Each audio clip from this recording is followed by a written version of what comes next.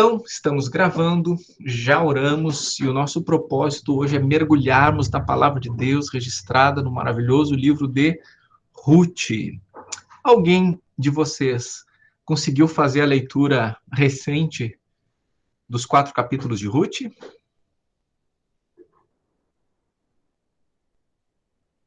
Não, imagino então que seja uma leitura que já tenham feito em algum momento, mas é uma leitura realmente muito inspiradora.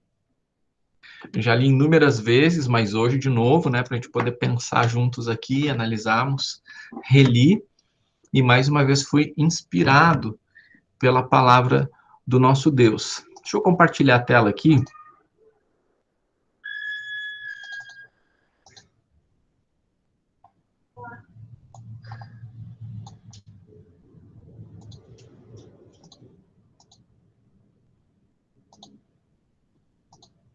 Tá aparecendo para vocês a tela? Compartilhada? Legal. Então, Ruth, o nome desse livro é o nome de uma das suas personagens principais, que é a Ruth, e em hebraico é Ruth. E aí eu trago aí para vocês o grafismo disso, né? E é importante nós pensarmos sobre tudo que está naquele livro, né? Porque o propósito do Espírito Santo, ao inspirar quem escreveu esse livro, e muitos atribuem a autoria desse livro a Samuel, outros discordam que teria sido Samuel, não é nos contar a história de Ruth, é nos contar a história de Deus, manifestada através de tudo aquilo que está registrado no livro de Ruth. Porque nós temos várias figuras importantes ali em Ruth. Por exemplo, se não fosse Noemi, haveria um livro de Ruth? O que vocês acham? Porque, assim, nós temos que entender que Noemi, sogra de Ruth, daqui a pouco a gente vai mergulhar na história, ela agia de uma maneira tão cativante, embora o texto não fale isso, né, não diga que ela era uma pessoa muito doce, muito isso, muito aquilo, embora a gente vá perceber no estudo de Ruth que ela era uma pessoa querida em Belém, daí ela se muda com o marido Elimeleque para Moabe, e ela tem muito sofrimento. Ela tem tanto sofrimento que ela diz, eu não quero que vocês me chamem mais de Noemi, eu quero que vocês me chamem de amarga. Mas isso aconteceu em algum momento. Ela não era sempre amarga. Porque se ela fosse sempre amarga, será que Orfa, será que Ruth chorariam quando ela diz, podem ir agora cada uma para o seu lugar? Não. O fato de você, quando alguém diz assim, olha, vão embora, né, eu libero vocês, e ter todo aquele pranto, né, às vezes as pessoas dizem o seguinte, olha, Orfa é ingrata e foi embora, Ruth foi grata e ficou, né? Olha, não é o que a gente vê. No resultado final, Orfa vai embora, Ruth fica, mas as duas choram muito. A Noemi precisa dizer para as duas, vão, meus filhos morreram, vocês estão livres, vão, se casem novamente. Então, Noemi, ela era um tipo de pessoa com quem se queria estar. O tipo de pessoas que, se não posso mais estar junto, se existe essa possibilidade, vou chorar e vou sofrer. Então, veja, Noemi tem um papel, eu não sei se eu falei Ruth no lugar de Noemi, Noemi tem um papel muito importante nesse livro. Sem Noemi, nós não vamos ter Ruth, né? Outra pessoa, vocês lembram que é uma outra pessoa muito importante, na verdade, fundamental para a história que está relatada no livro de Ruth? Porque, olha só, a gente não pode confundir a história de Ruth com o livro de Ruth. Porque o livro de Ruth não conta a história de Ruth, conta também, né? Então, o livro de Ruth, ele nos faz olharmos para algumas pessoas e o que essas pessoas estão fazendo. Então, que outra pessoa chama atenção em Ruth? Boaz. Boaz. Boaz é outra pessoa muito importante, né? Porque sem Boaz, o que seria de Ruth?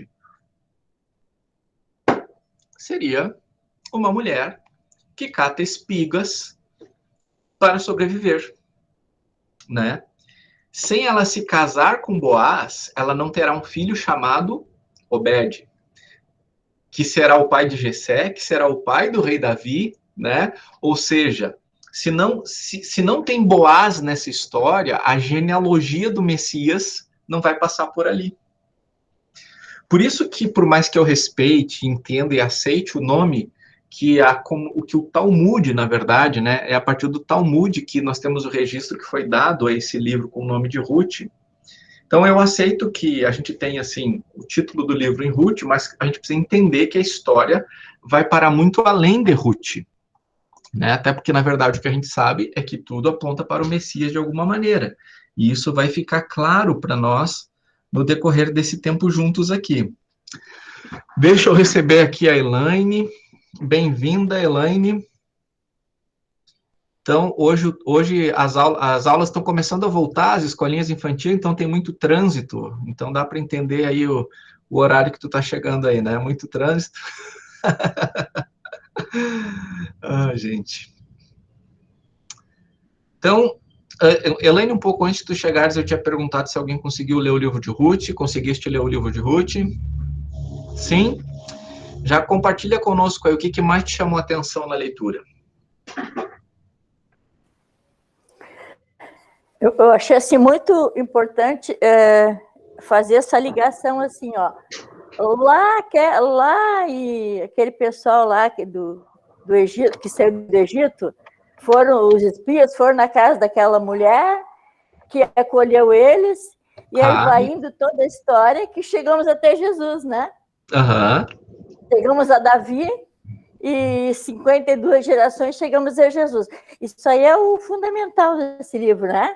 Eu achei assim muito fantástico a gente fazer a busca, a gente entender da importância que houve lá naquela época para chegar a Jesus e chegar até hoje, né? É isso? É isso aí. Obrigado por compartilhar. Então, olha só, vamos a partir disso que a Elaine nos trouxe, né? Lembra que a gente viu lá Josué enviando os espias para ver Jericó, como é que era a situação de Jericó, né? Aí os espias chegam lá e eles vão procurar uma casa de prostituição, que é onde eles poderiam passar mais despercebidos, né? Porque em qualquer outro lugar estrangeiros chamaria atenção, mas estrangeiros num bordel não chamaria tanta atenção, e é lá que os espias vão, e a partir dali que eles vão ter aquela base, e Raabe, a prostituta Raabe, vai lhes dar acolhida, e ela será honrada, não só com a preservação da vida dela e da vida dos familiares dela, mas ela vai ficar inclusa na genealogia de Jesus. E olha só que interessante, essa Raabe, conforme a Elaine observou aqui, ela é mãe de quem?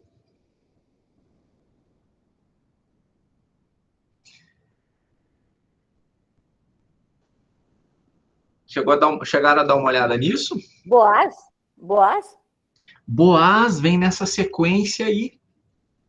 E Boaz vai ter um filho chamado Obed vai ter um filho chamado Jessé, e Jessé vai ter um filho chamado Davi. Então, muito bem observado, né? A gente está vindo nessa linha histórica aqui, acompanhando a revelação de Deus, que é gradativa e progressiva, e a gente tem alguém ali, né, fresquinho nessa história aí, né? Claro que a gente precisa entender que, às vezes, quando a Bíblia diz que fulano gerou fulano, não significa absolutamente que aquela pessoa foi pai daquela pessoa, mas que é um cabeça de geração, é um cabeça de descendência. Então, às vezes, pode ser avô, né? Às vezes, pode ser até mais, mas, enfim, a linha vem vindo, tá? Boa noite, Karine, bem-vinda. Boa noite, obrigada. Então, vamos olhar para aquele quadro, né, que a gente sempre olha, né? Aqui, quem nos faz essa sugestão de divisão é o Bruce Wilkinson e o Kenneth Boa, nesse livro aqui, que é Descobrindo a Bíblia. Infelizmente, não existe mais esse livro aí para vender, pelo menos eu não encontro mais, só em sebos, enfim, né? Então, esse quadro geral aqui, nós temos 4 capítulos em Ruth. Os 2 primeiros capítulos, eles demonstram o amor de Ruth. E os 2 últimos capítulos mostram esse amor sendo recompensado. Veja bem, esse é um olhar mais tradicional da teologia que olha para a história da pessoa de Ruth, né? Como eu disse para vocês, para mim Ruth é fundamental nesse livro, mas se não fosse Noemi, se não fosse Boaz, Ruth não seria Ruth, né? Então aqui apenas a gente tem uma estrutura literária que o Boa e o Kenneth dividiram, né? 2 capítulos Ruth demonstrando amor, desculpem, e os outros 2 Ruth colhendo esse amor plantado. Vemos aqui, então, do capítulo 1 até o 1:18, a decisão de Ruth em permanecer com Noemi. Do 19 ao capítulo 2:12, a dedicação de Ruth em cuidar de Noemi. No 3:1 a 3:18, o pedido de Ruth a Boaz por redenção. E do 4:1 ao final, Ruth recompensada pela redenção de Boaz. Nós temos aqui 3 lugares bem marcantes: Moabe, Campos em Belém e Belém. A gente já vai entender aqui essa questão de Moabe, Campos de Belém, Belém. O estilo literário todo do livro é uma narrativa, e desde esse acontecimento aqui, até aqui, nós vamos ter aproximadamente 11 anos, ok? Então, deixa eu finalizar o compartilhamento de tela, para a gente ir para o texto bíblico propriamente dito. Então, vamos lá. Vamos para Ruth.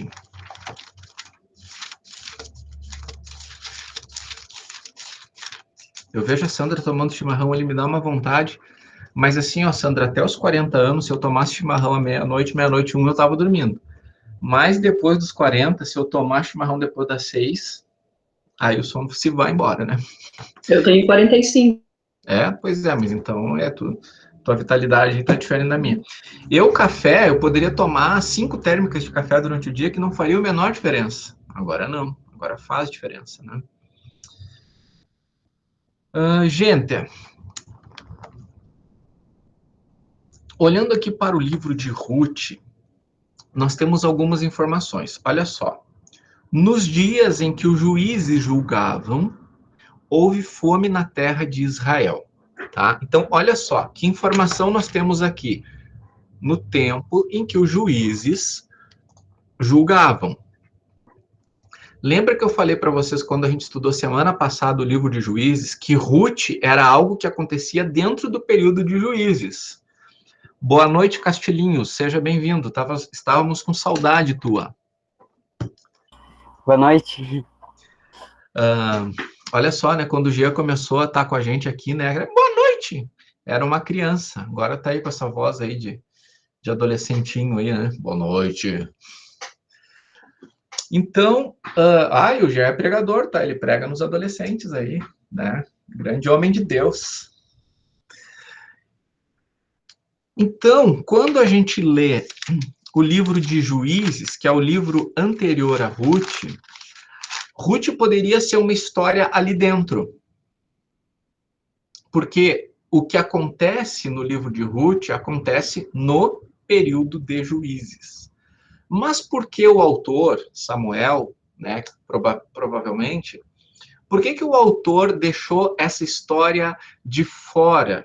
Por que vocês acham isso? Por que criou um livro, né, um rolo, no caso, né, que se tornou um livro, separado para contar a história de Noemi, Ruth e Boaz? Para talvez distinguir ali aquele, ou destacar, né, aquele período tão crítico que foi Juízes, né? E aí, para destacar Jesus, né? A prefiguração de Jesus também depois para a gente, né? E o que ele faz, né? De contra todo aquele mal, né? Uhum. O oposto, né? Legal, Karine. Muito bem observado. Qual foi um dos pontos que o autor de Juízes mais enfatizava o tempo todo? Acontecia uma coisa ruim, ele meio que explicava por que aquilo acontecia. Lembra? Lembram?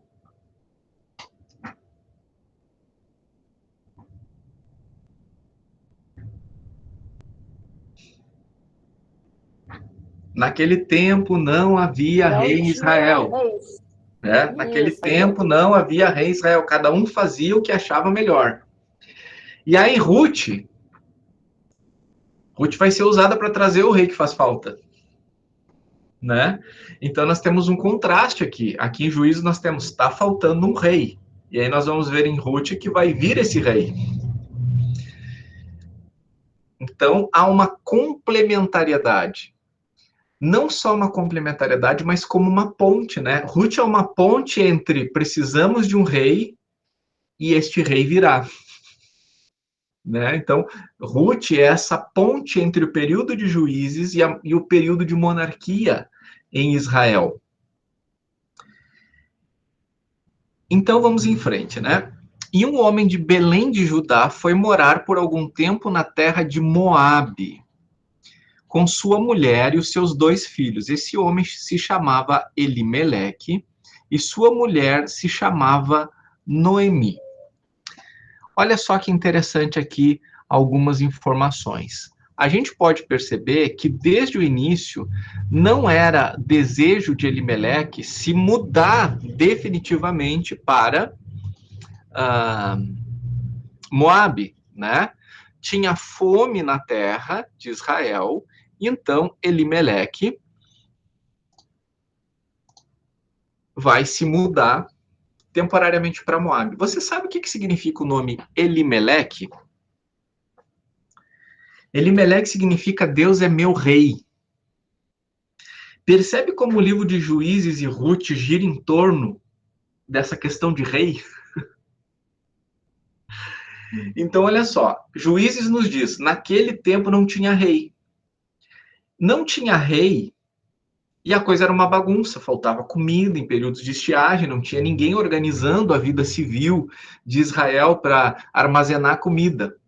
Então, Elimeleque, cujo nome é Deus é meu rei, vai para uma outra terra em busca de comida, né? E eu estou fazendo essa ênfase no nome dele para mostrar o quanto em Juízes e Ruth, apesar de não ter um rei, o tema de rei é muito importante, certo?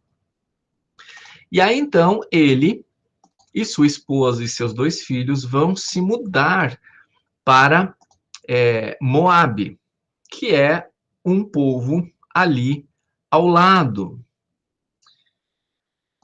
E ele vai com sua esposa, que é chamada Ruth, que se chama Delícia, né? Desculpa, Noemi. Noemi, que se chama Delícia. E a história é tão fantástica, tão maravilhosa, que é o seguinte. Numa época em que não... Numa época... Então, deixa eu dizer uma outra coisa para vocês. Vocês perceberam de que cidade que eles eram, de que região que eles eram? Ali, ó, no versículo 2, este homem se chamava Elimeleque e sua mulher se chamava Noemi. Os filhos se chamavam Malom e Quilion, eram efrateus de Belém de Judá. Então, eles eram de Belém. Sabe o que significa a palavra Belém? Eu ouvi que a Sandra mexeu os lábios ali. Casa de pão. Então, olha só. Num período em que não tinha rei, faltou pão na casa de pão, então Deus é meu rei, vai com delícia para Moabe, né? Então, olha que coisas assim, mais esses detalhes assim de Deus, né? Vão para lá e então vão para Moabe. Quem é Moabe? Deixa eu compartilhar a tela aqui para mostrar para vocês, então, geograficamente isso. Eu peço desculpas que hoje eu estou tossindo muito.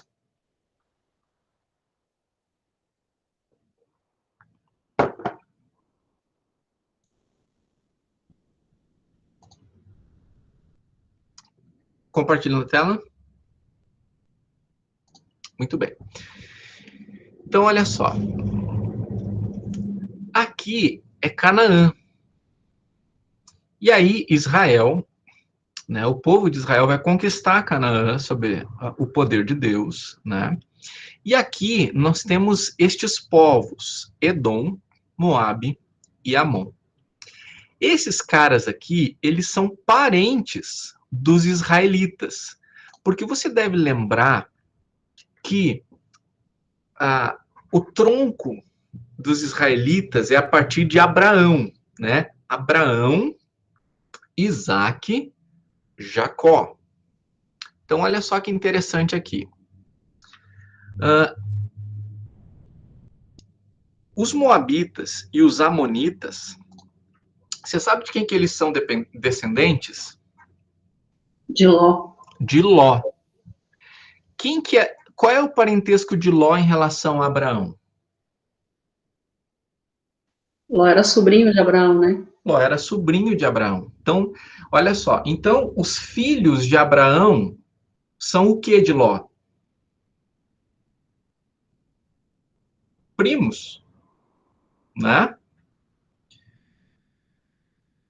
Então, esse povo aqui, os amonitas e os moabitas, são consanguíneos, de certa forma. De certa forma, não são consanguíneos com os descendentes de Abraão. Então, tem uma familiaridade aqui. Aí tem um outro povo aqui, que é Edom. Edom são os descendentes de Esaú. Lembra que o nome Esaú significa também, tem relação com vermelho, que é o que Edom significa, vermelho. Então, esses edomitas, então, Abraão, Isaque, Jacó. Jacó era irmão de quem?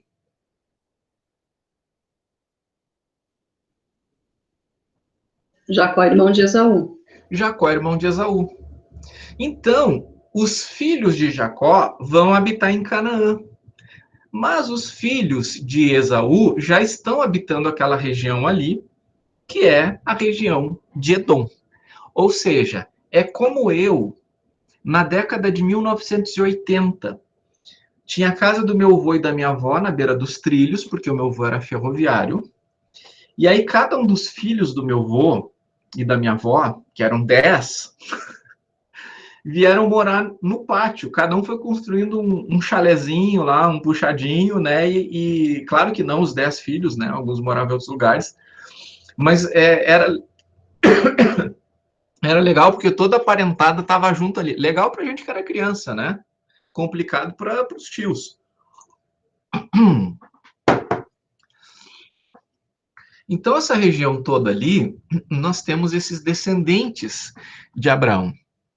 Só que o que acontece aqui? Lembra que Israel estava no deserto durante 40 anos. Daí, eles querem subir, né, para fazer a conquista de Canaã.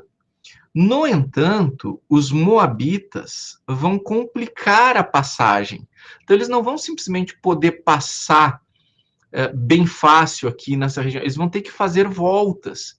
E isso dificultou as coisas, né? Vamos dar uma olhada lá em Deuteronômio 23.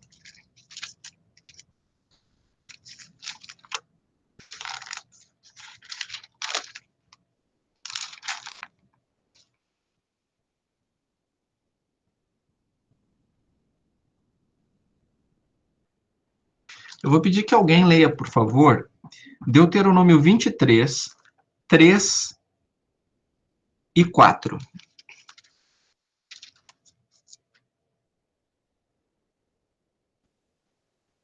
Nenhum amonita ou moabita ou qualquer dos seus descendentes até a 10ª geração poderá entrar na Assembleia do Senhor, pois eles não vieram encontrar-se com vocês com pão e água no caminho, quando vocês saíram do Egito. Além disso, convocaram Balaão, filho de Beor, para vir de Petor, na Mesopotâmia, para pronunciar maldição contra vocês. Lembra da história de Balaão, que a gente deu uma pincelada aqui? Pois é, foi o rei de Edom que contratou Balaão para amaldiçoar Israel. Não deu certo a maldição contra Israel, mas lembra que Balaão acabou instruindo as mulheres moabitas a seduzirem Israel E aí, então, acabou levando Israel a pecar. Então, essa ficou uma marca bem ruim. E aí Deus diz o seguinte, eu não quero essas pessoas em menos de 10 gerações aqui. Depois de 10 gerações, eles até podem vir cultuar, dependendo da versão da Bíblia, né? Porque na Almeida atualizada, na Nova Almeida atualizada, tá escrito assim, ó, nem ainda a sua 10ª geração entrará na Assembleia do Senhor. Nem ainda, né? Em algumas outras versões, a tradução foi trazida como até a 10ª geração não pode, depois pode. No versículo 8, você diz? No versículo 3.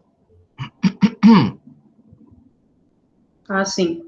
É que no versículo 8 fala a 3ª geração dos filhos deles poderá entrar na Assembleia. Mas daí é sobre os edomitas, eu acho. Dos edomitas, né? Eu não sei se eu confundi a fala aqui, mas estamos nos moabitas. Eu acho que eu falei edomitas, né? Mas são os moabitas. E aí, então, gente, o que vai ser muito estranho é que Ruth é uma moabita. Entendeu? E aí tem aquele negócio de que toda a palavra de Deus e tal, ela se cumpre, ela acontece, mas a gente não tem 10 gerações aqui até Ruth. Porque a gente está falando de Moisés, Josué, Juízes, e aí o período de Juízes, se a gente estender ele para cima, são 400 anos. Em 400 anos nós não temos 10 gerações. Então, o que nós temos aqui? Uma demonstração da graça e da misericórdia de Deus com indivíduos. Ou seja, o povo todo de Moabe está separado, mas Deus olha para pessoas. Então, ele vai exercer uma misericórdia na vida de uma moabita, porque essa moabita, ela vai demonstrar o que o próprio povo dele não está demonstrando, que é amor, que é fidelidade, que é lealdade, que é temor. E aí, então, Deus vai usar esta história, né? E isso é muito relevante quando a gente vê, por exemplo, Deus usando outra mulher que seria questionável, né? Por exemplo, Raabe.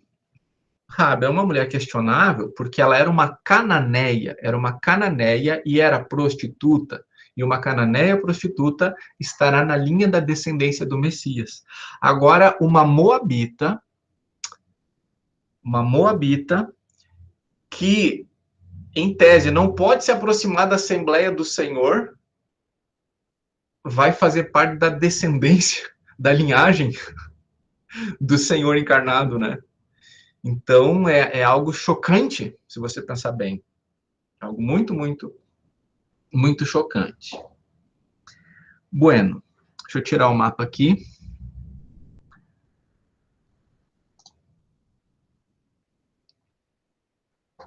Vamos continuar o nosso olhar aqui para Ruth. Então, a gente já sabe por que Elimeleque foi para Moabe. Porque ele cuidava da sua família, e já que não tinha pão na casa do pão, ele foi para Moabe, levando, então, a sua família. E ele tinha 2 filhos, Malom e Quilion. E estes 2 filhos, eles se casaram, né, com mulheres moabitas, no versículo 4. O nome de uma delas era Orfa, e o nome de outra era Ruth, aqui no versículo 4. E, curiosamente, o nome de Orfa significa gazela, e o nome de Ruth significa amizade. De que maneira que vocês podem relacionar o significado do nome delas com a história? O que gazelas fazem? Por que elas são conhecidas assim?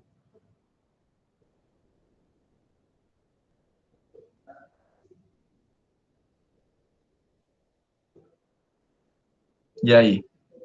Que característica assim nos vem à mente quando a gente vê uma gazela? Correm? Correm, né? São animais que correm. Por suas características de presa, fogem. E veja, eu não acho que ela abandonou Noemi, tá? Porque quando Noemi diz para elas ir embora, ali no versículo 8, Noemi disse às suas noras: vão agora e voltem cada uma para a casa de sua mãe, que o Senhor seja bondoso com vocês, assim como vocês foram bondosas com os que morreram e comigo. O Senhor faça com que vocês sejam felizes, cada uma na casa de seu novo marido, porque agora elas estão viúvas. E deu um beijo em cada uma delas. Elas, porém, começaram a chorar alto e disseram: não, nós iremos com a senhora para junto do seu povo. Então a gente não pode fazer uma dicotomia que dizer, olha como Ruth é legal e ficou, e olha como Orfa não está nem aí para Noemi, porque as duas quiseram ficar. As duas choraram muito.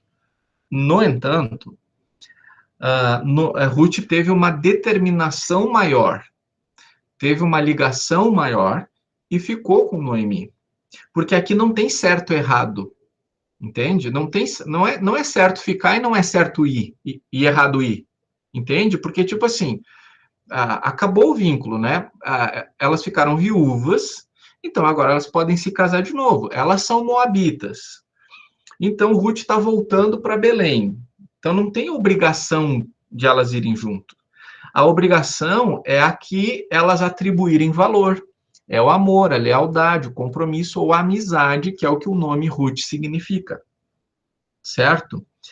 Então, vejam só, morreu Elimeleque e morreram seus 2 filhos, então Orfa e Ruth ficaram viúvas.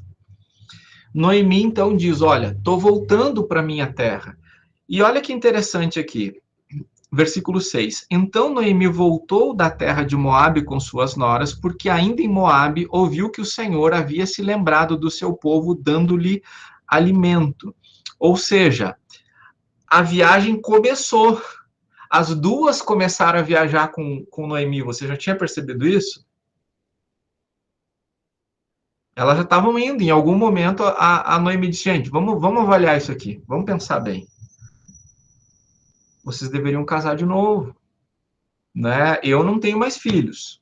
E mesmo que eu tivesse, vocês iam esperar até eles crescerem e vocês casar? Não. Voltem para a sua terra.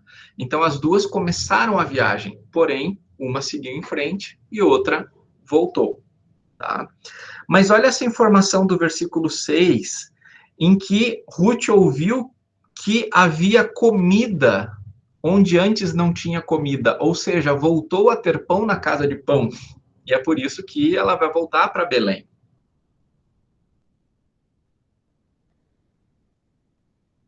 Então, Ruth vai acompanhar Noemi, né? Nós vamos ter ali nos versículos 16 e 17 toda a dramaticidade de Ruth.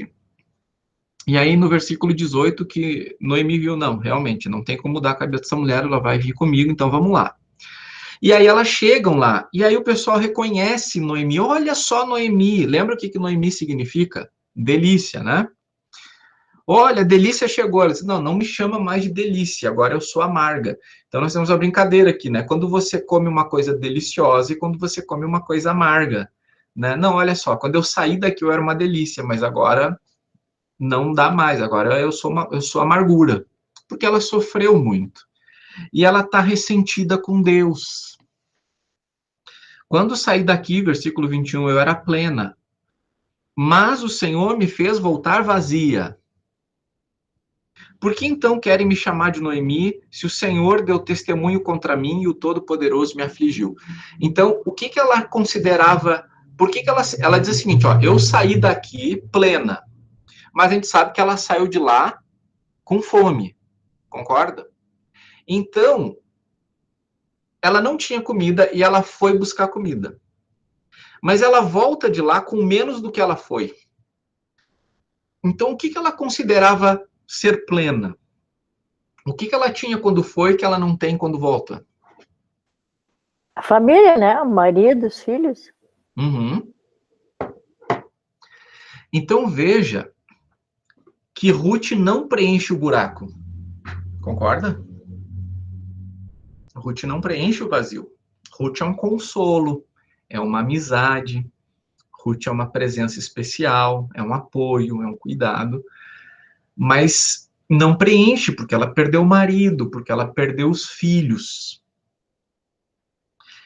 E ela entende que Deus é soberano acima de tudo e de todos. Então, se isso me aconteceu, tem a mão de Deus. Então, Deus está me afligindo. É assim que ela está nesse momento. Mas do mesmo jeito que Deus permitiu que isso acontecesse, Deus permitiu que outras coisas continuassem acontecendo. E nesse ponto nós temos Noemi se considerando amarga. Mas olha só como é que termina para Noemi isso aqui. Vamos lá para o capítulo 4. Capítulo 4, versículo 13. Assim Boaz recebeu Ruth e ela passou a ser sua mulher. Ele teve relações com ela e o Senhor concedeu que ela ficasse grávida e tivesse um filho. Então as mulheres disseram a Noemi. O filho é de Ruth, mas as mulheres disseram para Noemi. Bendito seja o Senhor que não deixou oso de lhe dar um neto que será o seu resgatador. Que ele venha a ser famoso em Israel. Nele, você terá renovação da vida e consolo na sua velhice, pois a sua nora, que ama você, o deu à luz, e para você ela é melhor do que 7 filhos. Vê a relação aqui?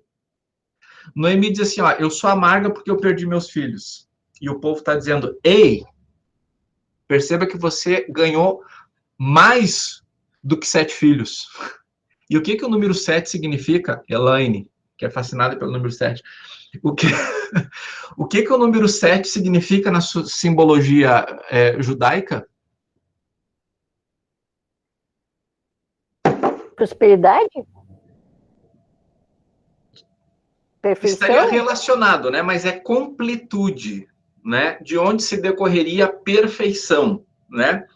Então está dizendo o seguinte, olha, Noemi, para de se considerar amarga e volta a se considerar delícia, porque mesmo que tu não tenha mais os teus filhos, tu tem algo mais do que se tu tivesse todos os filhos do mundo. Porque a demonstração de amor por Ruth de ti, a Ruth seguia a vida em frente, e a vida dela está vinculada à tua, porque daqui a pouco a gente vai falar sobre o papel do resgatador, como Boaz agiu como resgatador, o filho conta para o marido morto de Ruth. Entendeu? Que é, então, neto de Noemi.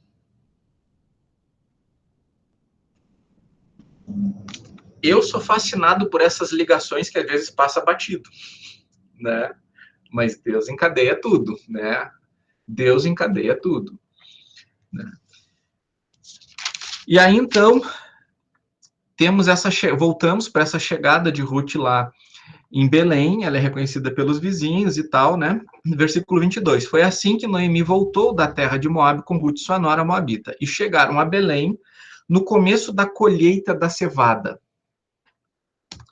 Sabe quando que acontece a colheita? No tempo de uma festa chamada Festa das Colheitas, que também é principalmente conhecida por nós como Festa de Pentecostes. O que é Pentecostes? É a festa que se dá 50 dias depois da Páscoa, né? Pente, do grego 5, 50 nesse caso, né? Pentecostes, 50 dias depois. Então, meu povo, vamos acompanhar isso aqui. 50 dias depois da Páscoa, nessa época da festa, né, que se celebra isso, porque as colheitas, elas começam ali naquela época do Pentecoste, por isso festa das colheitas. Não é à toa que a comunidade judaica escolheu o livro de Ruth para lê-lo no Pentecoste. Então, toda a comunidade judaica que existe no mundo e celebra o Pentecoste judaico hoje, lê Ruth, o livro de Ruth. Então, em algum momento, já há séculos e séculos e séculos, dentro da religião judaica, o livro de Ruth que é lido na festa dos Pentecostes, na festa do Pentecoste, certo? Então, o que nós podemos entender aqui é que Davi, quando... então... Oi? Então é ali por maio? Se é que a Páscoa era em abril? Ou eu tô louca? Lembrando que o nosso calendário não bate exatamente com o calendário judaico, tá? Mas existem aproximações. É mais ou menos nessa época. E o judeu comemora quando?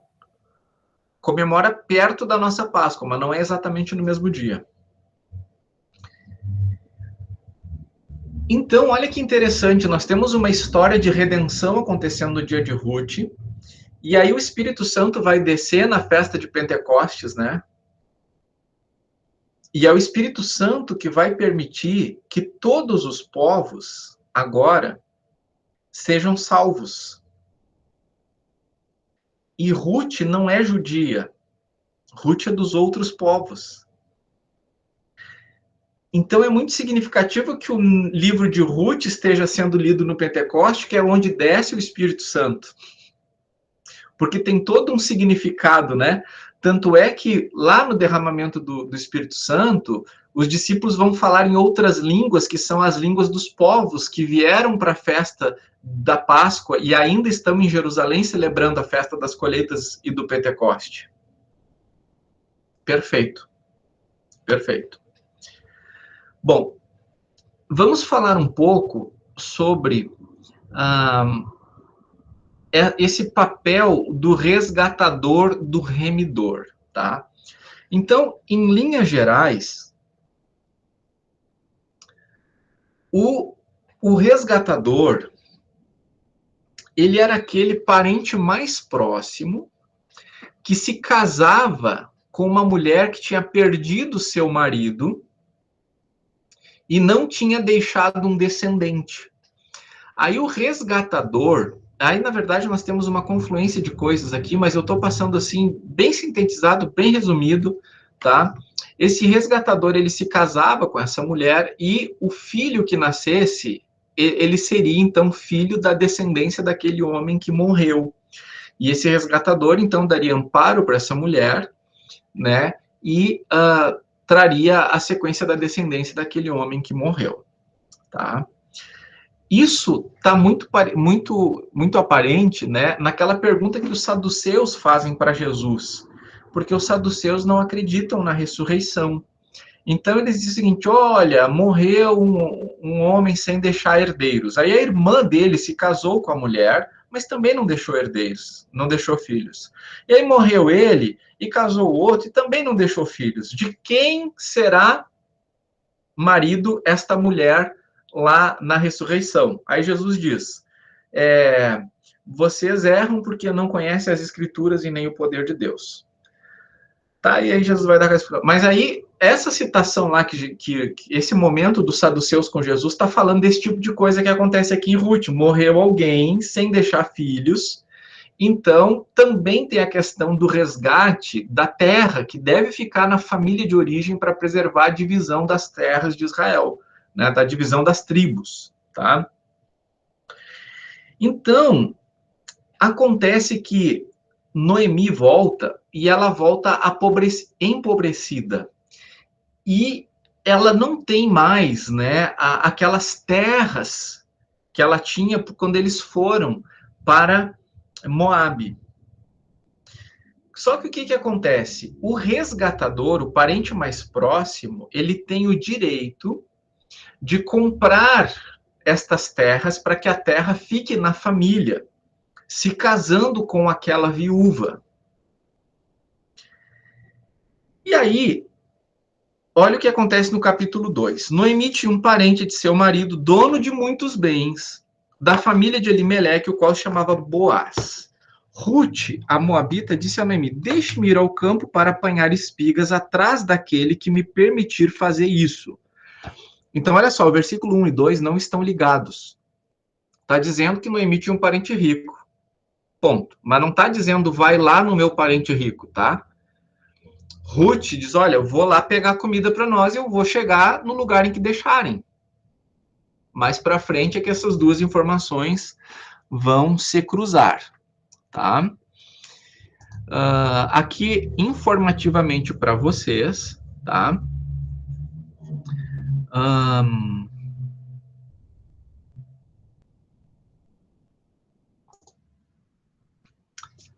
Boaz, que é esse parente rico, o nome dele significa tipo rápido, rapidez.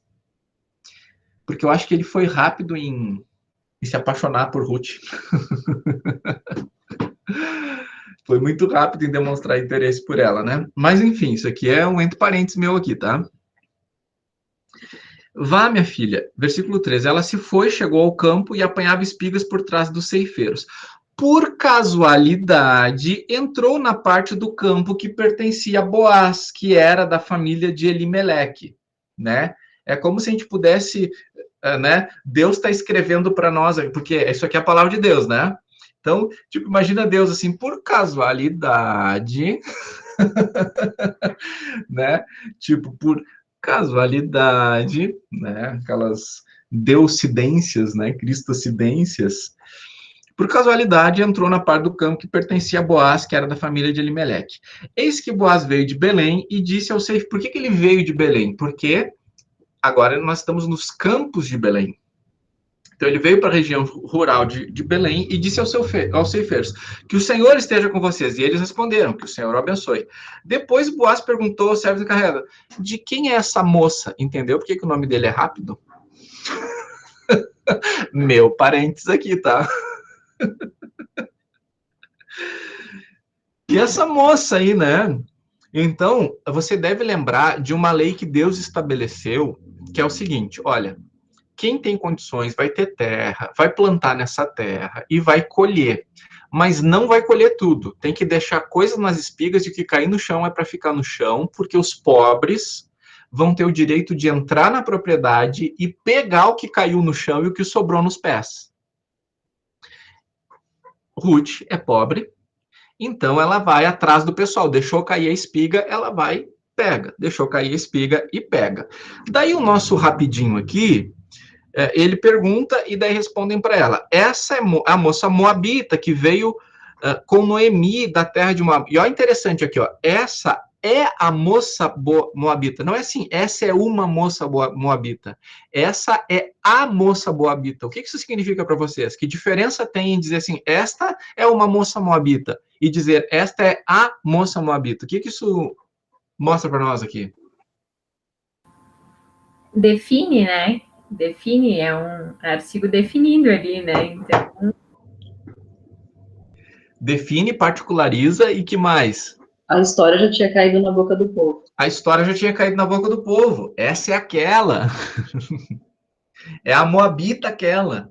Então, a história já está famosa. Olha, quando Noemi veio, ela não chegou sozinha. Ela chegou com uma mulher que podia ter ficado lá, mas ela não deixou Noemi viajar sozinha. Ela se apegou a Noemi, ela apoiou e ela está aqui junto agora, inclusive pegando comida. Ou seja, ela está super conhecida aqui. Versículo 7. Ela me pediu que a deixasse recolher espigas e ajuntá-las entre os feixes após os 6 feiros. Ela veio e ficou aqui desde a manhã até agora, né, moça trabalhadora. Só parou um pouco para descansar no abrigo. Então, rapidinho, disse a Ruth, escute, minha filha, você não precisa colher em outro campo, nem se afastar daqui. Tipo assim, ó, a gente está lendo a Bíblia, tá, gente? Mas só um pouquinho. É um homem falando com uma mulher e eles vão casar. Né? Eles não se apaixonam no momento que casam. Aqui a gente já está vendo todo o amor funcionando, certo? Fique aqui com minhas servas, fique atenta ao campo onde forem colher e vá atrás delas. Eu dei ordem aos céus para que não toquem em vocês, porque era muito perigoso isso. Né? Nós tínhamos muitas situações de violência. Quando você ficar com sede, vá até as vasilhas de água que os servos tiram. Então Ruth se inclinou, encostando o rosto no chão, disse a Boaz, por que o Senhor está me favorecendo e se importa comigo se sou estrangeira? Boaz respondeu, já me contaram tudo o que você fez pela sua sogra depois que perdeu o marido. Sei que você deixou pai, mãe, a terra onde nasceu e veio para um povo que antes disso você não conhecia. O Senhor lhe pague pelo bem que você fez, que você receba uma grande recompensa do Senhor, Deus de Israel, sob cujas asas você veio buscar refúgio. Então Ruth disse, meu caro Senhor, você está me favorecendo muito, pois me consolou e falou o coração desta sua serva. Falou ao coração.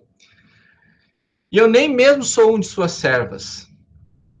Na hora de comer, Boaz disse a Ruth, venha para cá e coma do pão, molhe o seu bocado no vinho. Ou seja, ele trouxe ela para fazer a refeição junto ali. Então, a gente já vê uma aproximação realmente rápida aqui, né?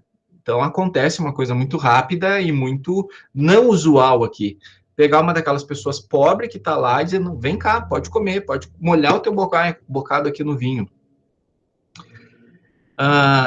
Ela se sentou ao lado dos ceifeiros e Boaz lhe deu grãos tostados, cereais. Ela comeu até ficar satisfeita e ainda sobrou. E depois a gente vai ver que ela pegou o que sobrou e levou para Noemi, porque ela continua sendo essa pessoa que ela é. Certo?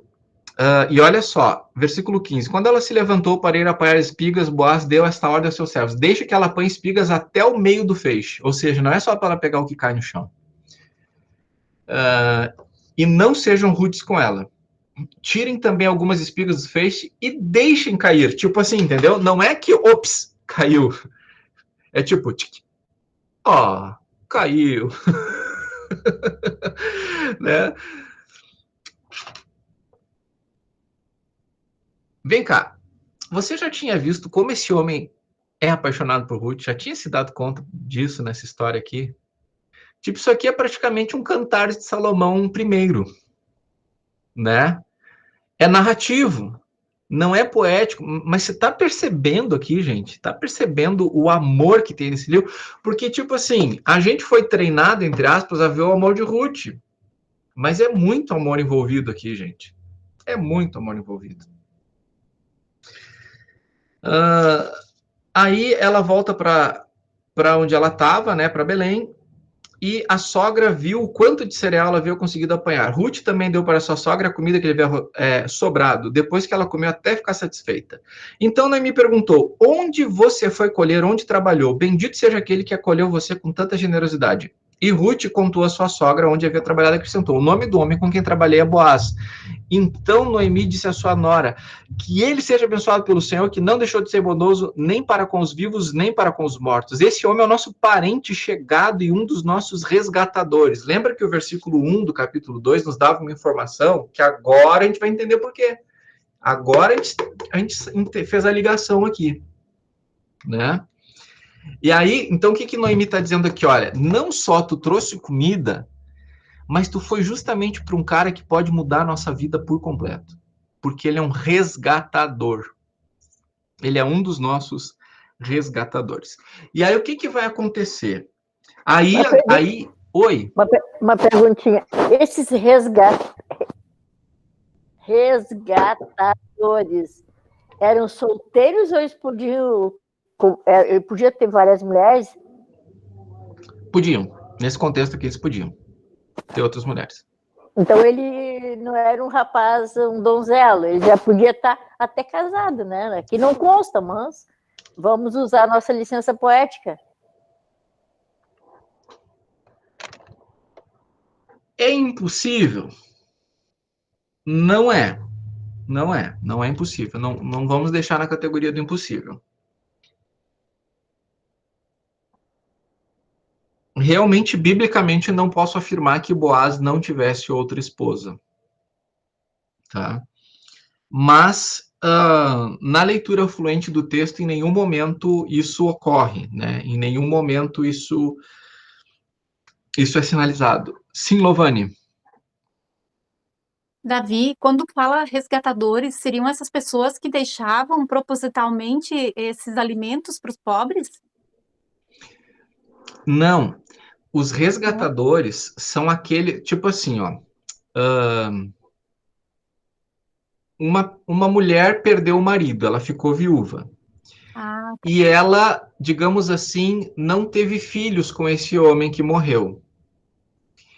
Aí, então, a terra que era desse homem, para não ir para outras pessoas de outras tribos ou outros povos, tinha lá um estabelecimento de que o parente mais próximo casaria com ela e o filho que tivesse com ela seria da descendência daquele homem que morreu. Logo, esse filho, sendo da descendência do homem que morreu, herdaria aquela terra. Então, a terra continuaria com a família. Uhum. Isso é o resgatador. Uhum. Mas ali dá para ver bem assim que já existia o amor de Deus, né? Porque eles já deixavam a comida, né, para quem necessitasse, né? Isso é muito interessante, nossa, Sim, muito bom. sim, Deus havia estabelecido isso lá.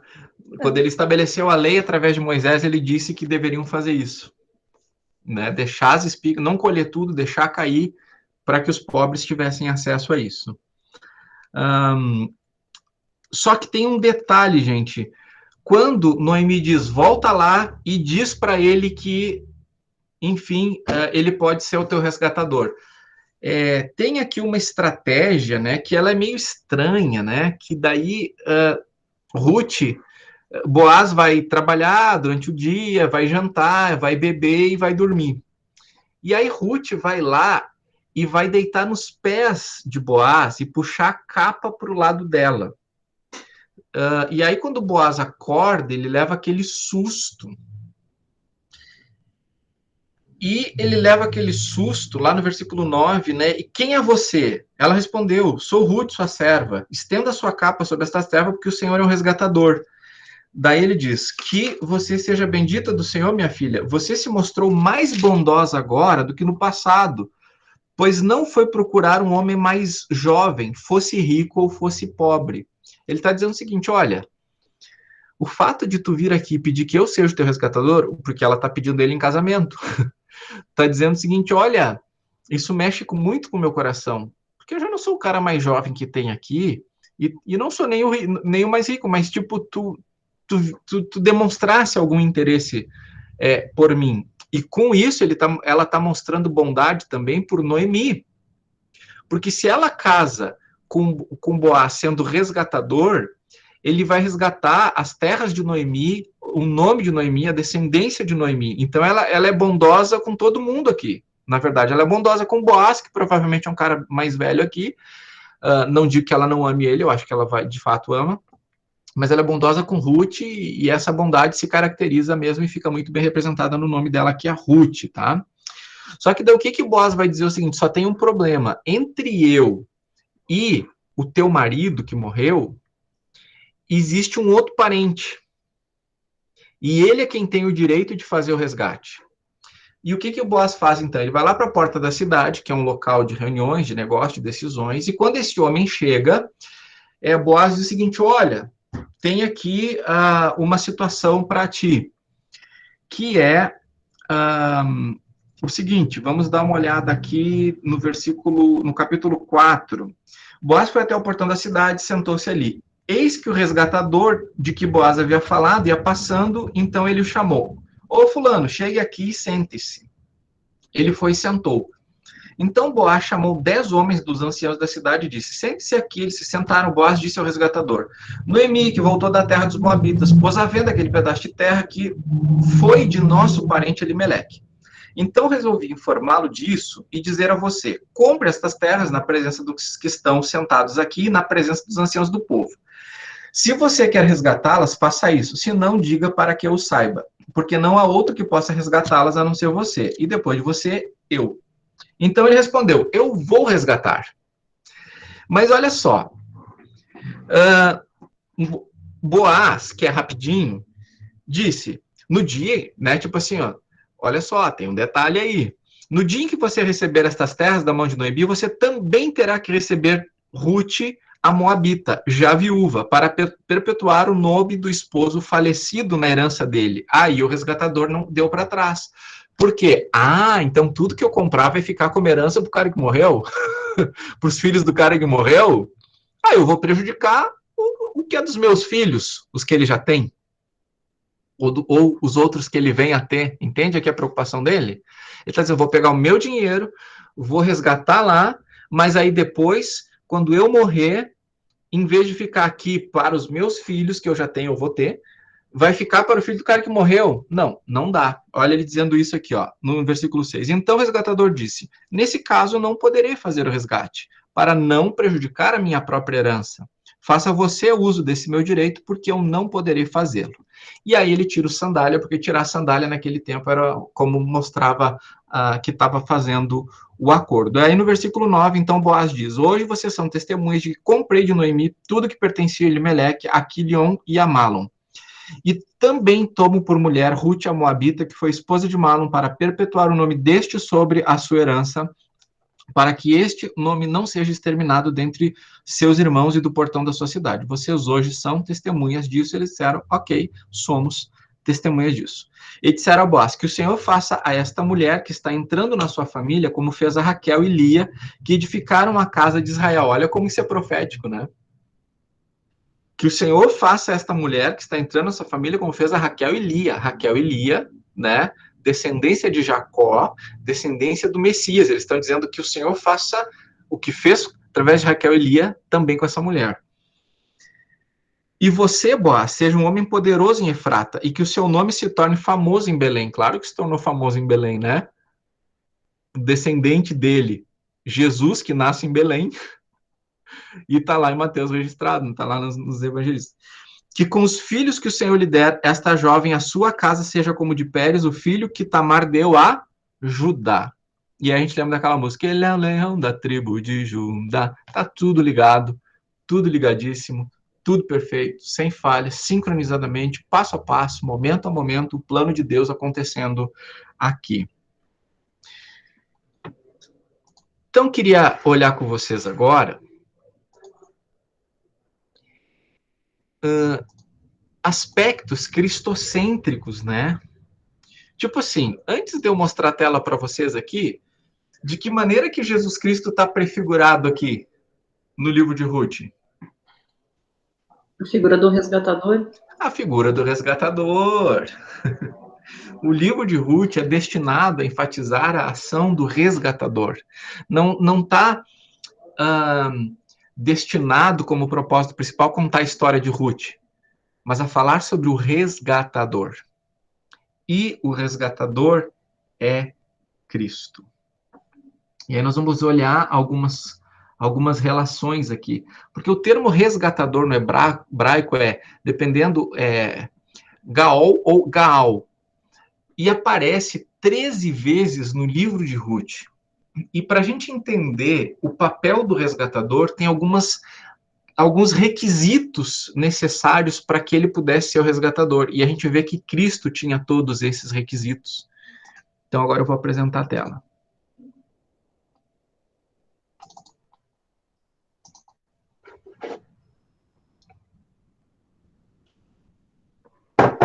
Então, vamos lá para Deuteronômio 25. Daí nós vamos fazer o seguinte: deixa lá aberto Deuteronômio 25, tá? E aí eu vou pedir o seguinte: Sandra, abre aí em João 1,14. Elaine, Romanos 1,13. Gian, tá com a gente? Filipenses 2, 5-8. E Karine,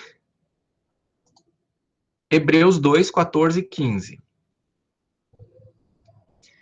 Então, deixa aberto no que você recebeu a responsabilidade de ler, e todo mundo voltamos para Deuteronômio 25, 5-10. Quem pode ler aí Deuteronômio 25, 5-10? Eu. Se dois irmãos... É que daí você já estão com os textos abertos. Se dois irmãos morarem juntos e um deles morrer sem filhos, a mulher do que morreu não se casará com o estranho, alguém de fora da família. Seu cunhado a tomará, receberá por mulher, exercerá para com ela a obrigação de cunhado. O primogênito que ela lhe der será sucessor do nome do seu irmão falecido, para que o nome deste não se apague em Israel. Porém, se o homem não quiser se casar com a cunhada, ele irá ao portão da cidade para falar com os anciãos e dirá: meu cunhado se recusa a dar continuidade ao nome de seu irmão em Israel. Não quer exercer para comigo a obrigação de cunhado. Então os anciãos da cidade devem chamá-lo e falar com ele. Se ele persistir e disser: não quero casar com ela, então o cunhado chegará perto dele na presença dos anciãos e lhe descalçará a sandália dos pés, entendeu? Porque aconteceu lá, ele cuspirá no rosto, isso não aconteceu, e protestará dizendo: assim se fará com o homem que não quer edificar a casa do seu irmão. Em Israel se dará à casa daquele homem o nome de A Casa do Descalçado, né? Um pouco engraçado isso. Mas o que nós vemos aqui? Nós vemos que deveria haver uma relação de sangue, certo? Então, tipo assim, a pessoa que morreu, o seu irmão, que tem relação de sangue com ele, vai dar sequência à sua descendência. E o que nós vemos na prática de Israel é que isso vai acontecendo até os parentes mais próximos, tá? Desde que sejam parentes consanguíneos. Então, quem ficou com João 1,14, leia.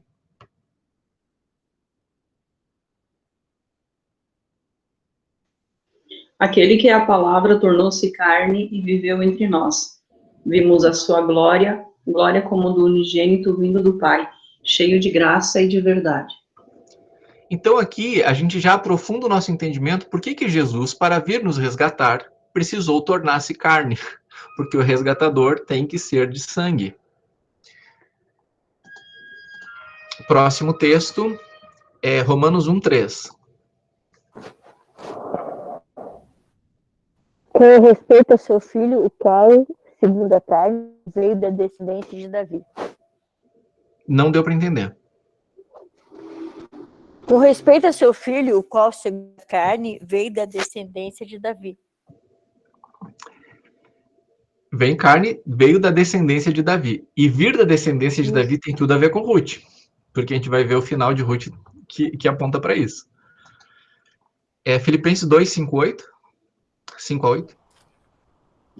Seja a atitude de vocês a mesma de Cristo Jesus, que, embora sendo Deus, não considerou que o ser igual a Deus era algo que devia apegar-se, mas esvaziou-se a si mesmo, vindo a ser servo, tornando-se semelhante aos homens, e sendo encontrado em forma humana, humilhou-se a si mesmo e foi obediente até a morte e morte de cruz. Então, a gente está reforçando esse ponto da identificação de Cristo com a humanidade para ser esse resgatador. E Hebreus 2, 14 e 15.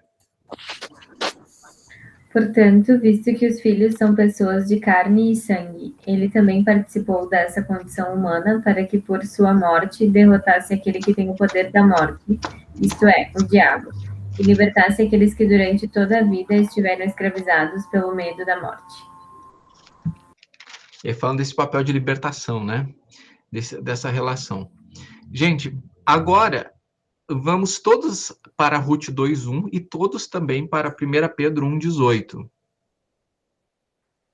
Então, deixa engatilhado esses dois textos aí.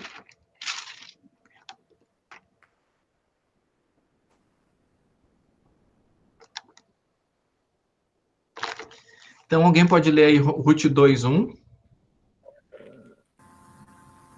Noemi tinha um parente por parte do marido. Era um homem rico e influente, pertencia ao clã de Elimeleque e chamava-se Boaz. Se ele não fosse rico, o que ele não poderia fazer? Não podia comprar. Não podia ser o resgatador, né? 1 Pedro 1:18, 19. Alguém pode ler?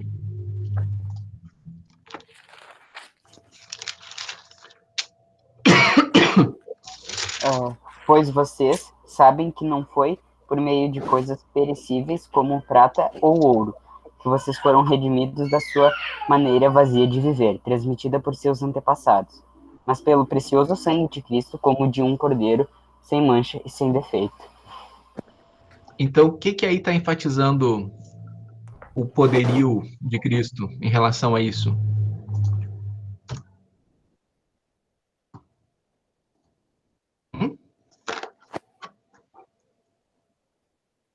Tipo, se prata e ouro são muita coisa, saiba que não foi por estas coisas, que ainda vocês considerem muito, porque essas coisas são perecíveis, que vocês foram resgatados, mas pelo precioso sangue de Cristo. Então, Cristo tem para fazer esse pagamento, né?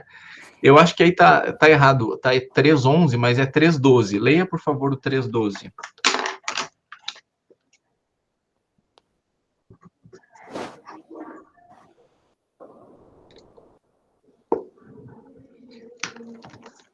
É verdade que sou resgatador, mas há um outro que é parente mais próximo do que eu. Então, há um que é mais próximo que eu, mas o que a gente sabe que esse próximo não quis fazer? ele não quis pagar o preço, na verdade, né? O que tudo isso implicava. Então, tem que ter essa disposição. E muitos não tiveram essa disposição. E como é que eles deveriam ser chamados em Israel? Pé descalço. Então, vamos lá para esses textos aqui. Eu vou pedir para Lovane, Mateus 20, 28. Para Sandra, João 10, 15 e 18. E eu leio Hebreus 10, 7.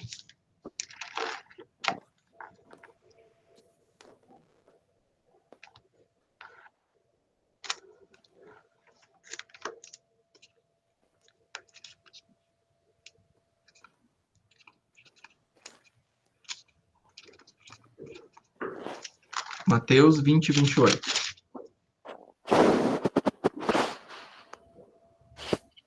Tal como o Filho do Homem, que não veio para ser servido, mas para servir, e dar a sua vida em resgate por muitos.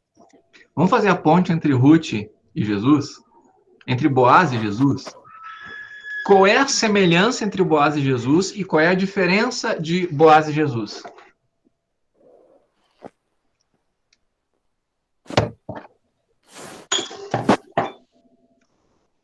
A semelhança é que os dois são resgatadores e a diferença é que um resgatou com dinheiro e outro com a própria vida. Boa, bem observado. E um outro ponto, enfatizado aqui em Mateus 20, 28.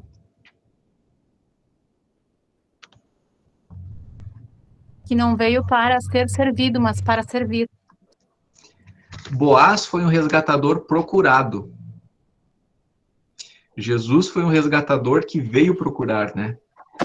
Ele está dizendo que ele veio para resgatar, né? Boaz estava lá num dia de trabalho dele, né? E aí dormiu, né? Tomou um vinhozinho, dormiu, acordou com Ruth nos pés dele. Ruth diz assim: você pode me resgatar, né? Então ele foi procurado como resgatador. Jesus está dizendo que veio com o exato propósito de ser o resgatador. João 10, 15.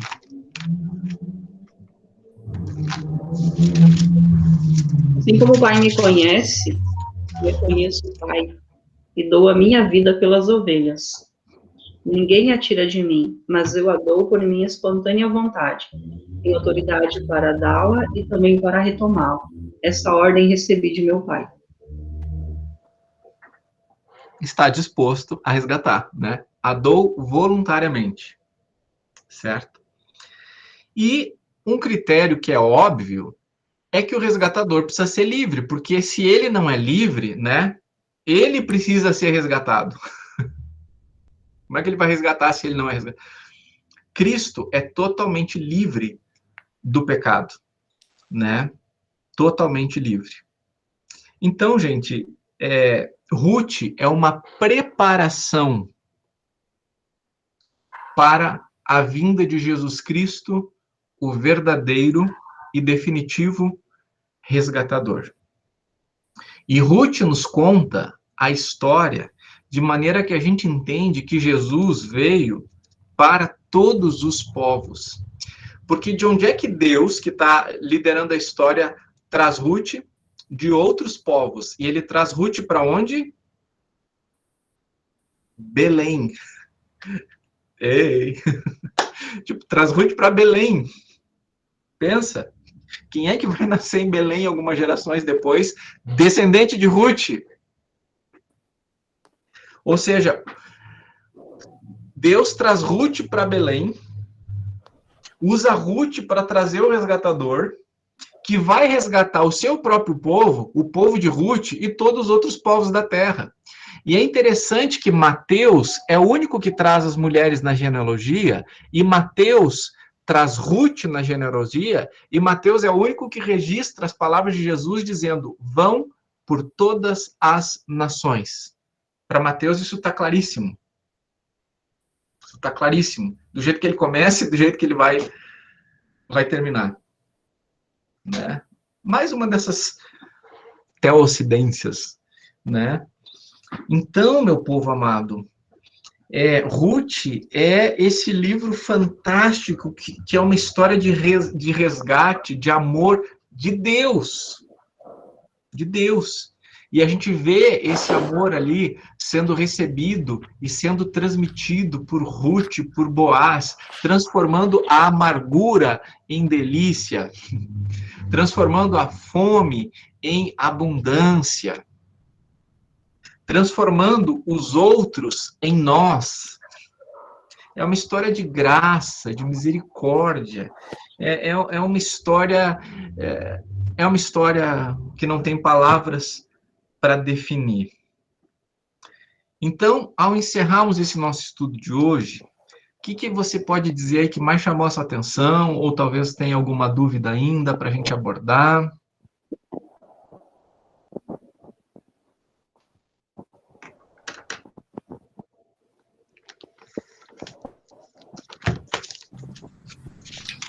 Eu achei o livro de Ruth fantástico, assim, desde que também eu ouvi uma pregação, acho que foi do pastor Felipe, né? Esses tempos ele pregou sobre isso. Uhum. E agora, aprofundando um pouco mais também o livro aqui, realmente, esse livro para mim é um dos meus favoritos, eu acho, no sentido daquela questão que eu já comentei aqui sobre prefigurar Jesus, né? Isso para mim tem sido algo muito legal, assim, que eu ainda tô mastigando bastante, assim, então, para mim, ele é fantástico. Obrigado, Karine, por compartilhar. Além da figura de Jesus, que foi enfatizado bastante no livro de Ruth, sempre me chama muita atenção o que Ruth fala para Noemi, né, quando ela decide ficar com a sogra. E a gente vê muitos pastores fazendo casamento usando esse versículo, o versículo 16, né, do capítulo 1, quando Ruth ela diz, não insistas comigo que te deixe e que não mais te acompanhe, onde fores irei, onde ficares ficarei, o teu povo será o meu povo e o teu Deus será o meu Deus. Né, eles relacionam muito isso na relação do casamento, né, mas aqui é a nora falando para a sogra. Uhum. Então, o relacionamento das duas, né, era muito bom. E a gente vê que hoje em dia é tão difícil, né, um relacionamento familiar e muito mais nesse sentido, né, de nora com a sogra, que no momento já não teria mais nenhum vínculo, né, essa amizade e esse amor entre as duas, né, eu acho que isso é muito importante e deveria ser uma realidade maior, né, no meio, principalmente da igreja, né. Obrigado, Sandra, por compartilhar. Alguém mais? Davi, o que deu para perceber que ela falou desse mesmo que a Sandra comentou, né, que o teu Deus é o meu Deus também, né? Então é sinal de que Noemi passou todo esse ensinamento, né, para Ruth, né? Exato, teu Deus será o meu Deus. E quando eu li isso, Lovane, me chamou muita atenção para esse ponto, tipo assim, ó, as pessoas só vão querer servir ao seu Deus se o seu Deus fizer sentido para você, de fato, entende? Uma coisa que eu digo é o seguinte, as pessoas precisam aceitar você antes de aceitar o seu Deus. Se ela não aceitar você, ela não vai aceitar o seu Deus, porque, tipo assim, se ela olha para tua vida e, tipo assim, não quero essa vida para mim, né? Agora, se ela encontra em você o contentamento, né? O fruto do Espírito, amor, alegria, paz, paciência, bondade, amabilidade, fidelidade, mansidão e domínio próprio, quem não quer isso? Todo mundo precisa disso. Isso é fruto do Espírito, né?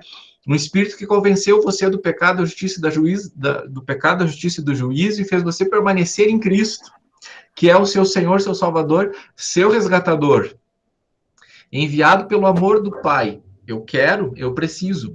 Mas se as pessoas olham para as nossas vidas e elas não veem o fruto do Espírito, elas vão querer ir na igreja que a gente vai, se elas veem a gente brigando em casa, gritando, se a gente vê o mau testemunho, a indiferença, a apatia, a imoralidade, não, né? Então, quando eu reli aqui essa história de Ruth, isso me chama muita atenção, né? Que as pessoas queiram o nosso Deus a partir de nos quererem, porque o nosso Deus é vida em nós. É isso aí. Bem observado, Lovane, obrigado por compartilhar. Alguém mais?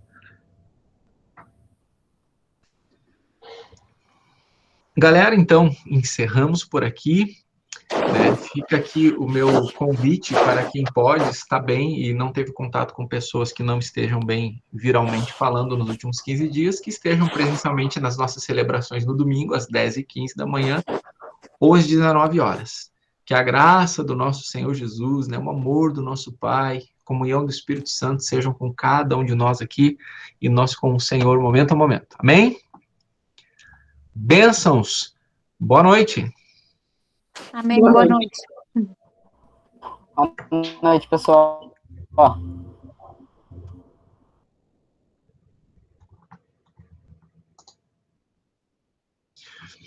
E a você que assiste esta gravação, no momento que você pode, que você também tenha sido edificado, como nós fomos, olhando para a palavra de Deus juntos. Que Deus continue abençoando a sua vida.